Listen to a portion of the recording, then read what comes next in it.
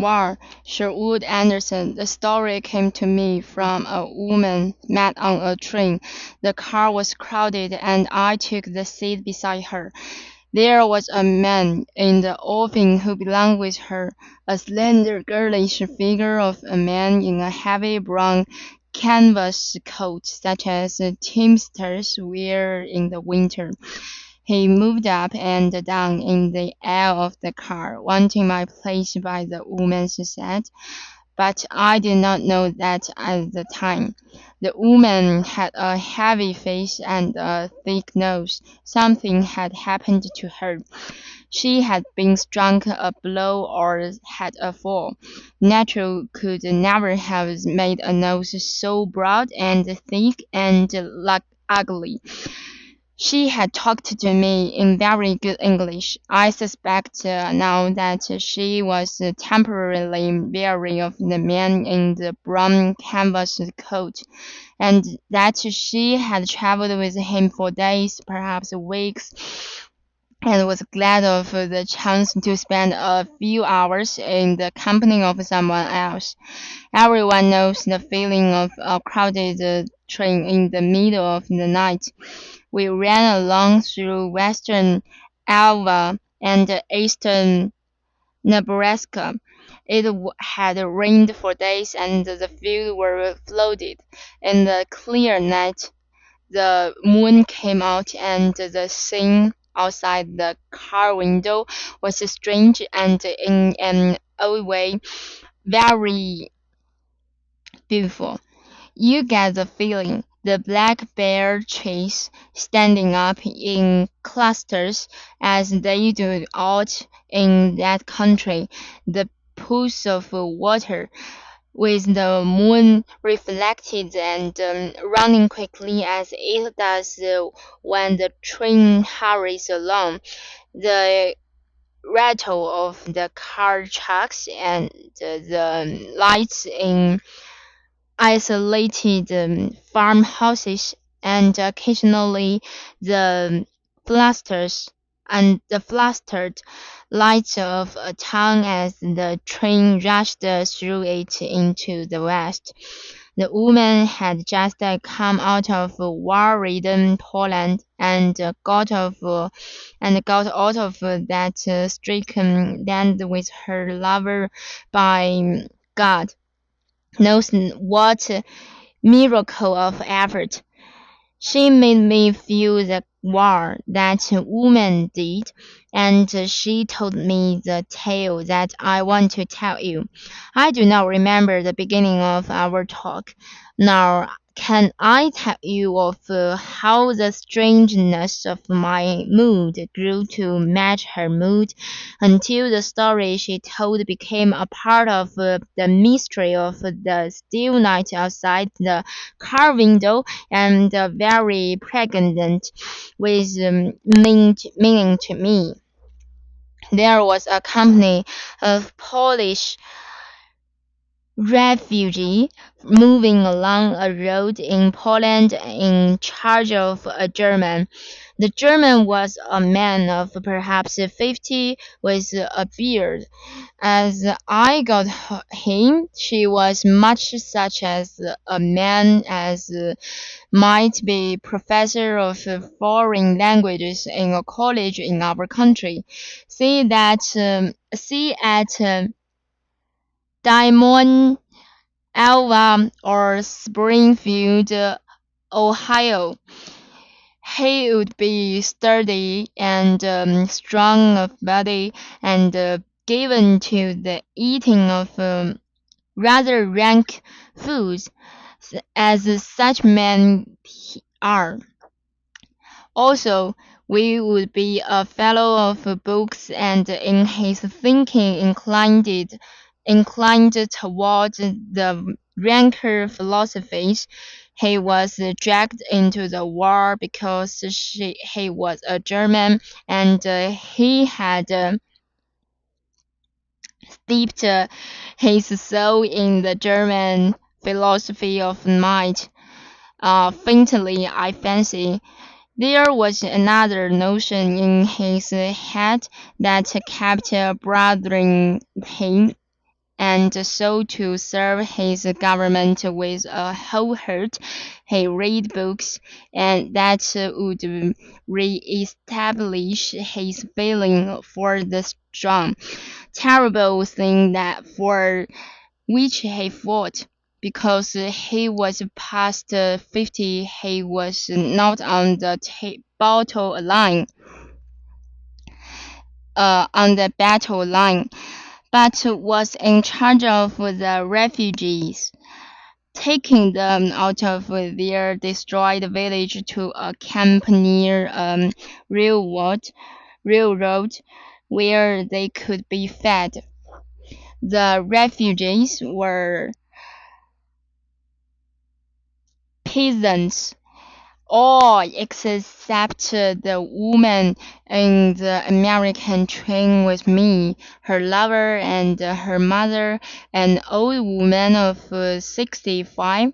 They had been small landowners, and the others in their party had worked on their estate along a country road in Poland went this party in charge of the German, who tramped heavily along, urging them forward.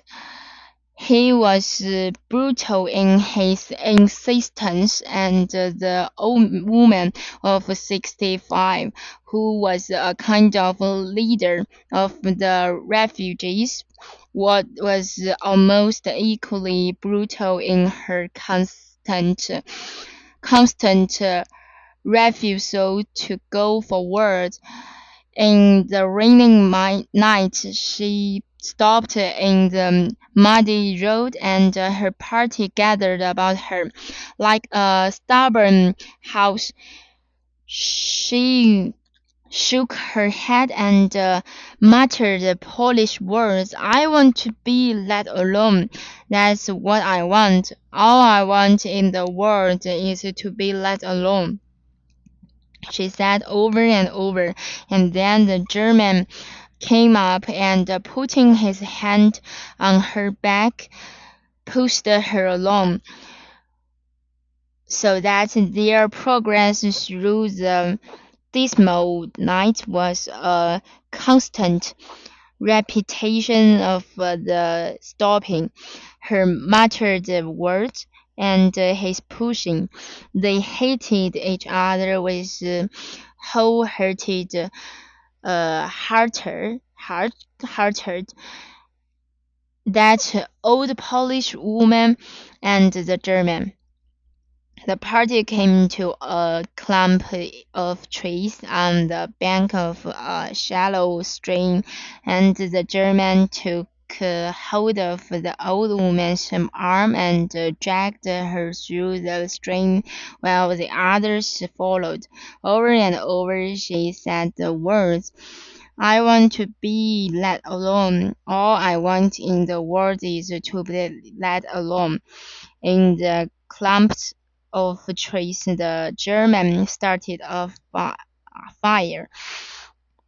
With incredible efficiency, he had it blazing high in a few minutes, taking the matches and even some bites of dry wood from a little rubber lined pouch carried in his inside coat pocket. Then he got out tobacco and, sitting down on the protruding root of a tree, smoked and stared at the refugees clustered about the old woman on the opposite side of the fire. The German went to sleep. That was what started his trouble.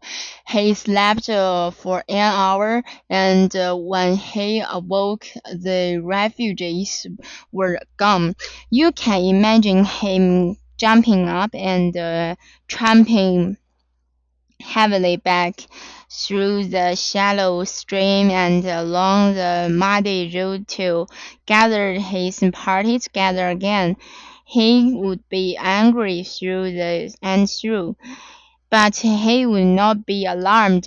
It was only a matter, he knew, of going far enough back along the road as one goes back along a road for straight cattle.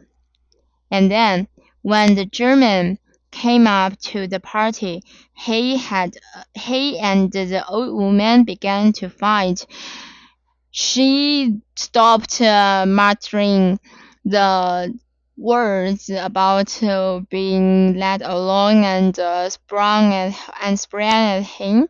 One of her old hands gripped his beard, and the other buried itself in the thick skin of his neck. The struggle in the road lasted a long time. The German was tired and not as strong as he looked. And there was that faint thing in him that kept him from hitting the old woman with his fist. He took hold of her thin shoulders and pushed, and she pulled. The struggle was like a man trying to lift himself by his bootstraps. The two fought and were full of the determination that will not stop fighting, but they were not very strong physically, and so their two souls began to struggle. The woman in the train made me understand that quite clearly, although it may be difficult to get the sense of it over to you. I had the night and the mystery of the moving train to help me. It was a physical thing. The fight of the two souls in the dim light of the raining night on that deserted, muddy road. The air was full of the struggle, and the refugees gathered about and stood shivering. They shivered with cold and weariness, of course, but also with something else in the air everywhere about them. They could feel the vague something going on. The woman said that she would gladly have given her life to have it stopped, or to have someone strike a light, and that her man felt the same way. It was like two winds struggling, she said, like a soft yelling cloud become hard and trying vainly to push another cloud out of the sky. Then the struggle ended, and the old woman and the German fell down exhausted in the road. The refugees gathered about and waited. They thought something more was going to happen, knew in fact something more would happen. The feeling they had persisted, you see, and they huddled together and perhaps whimpered a little. What happened is the whole point of the story.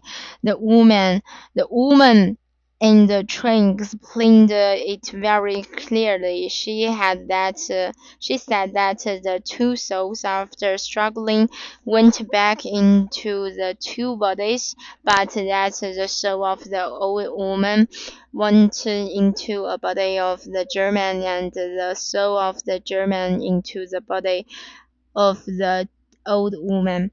After that, of course, everything was quite simple. The German sat down by the road and began shaking his head and saying he wanted to be let alone, declared that all he wanted in the world was to be let alone, and the Polish woman took papers out of his pocket and began driving her companions back along the road, driving them harshly and brutally along. And when they grew weary, pushing them with her hand. There was more of the story after that. The woman's lover, who had been a school teacher, took the papers and got off the country, taking his sweetheart with him. But my mind has forgotten the details. I only remember the German sitting by the road and muttering that he wanted to be let alone, and the old tired mother in Poland saying the harsh words and forcing her weary companions to march through the night back into their own country.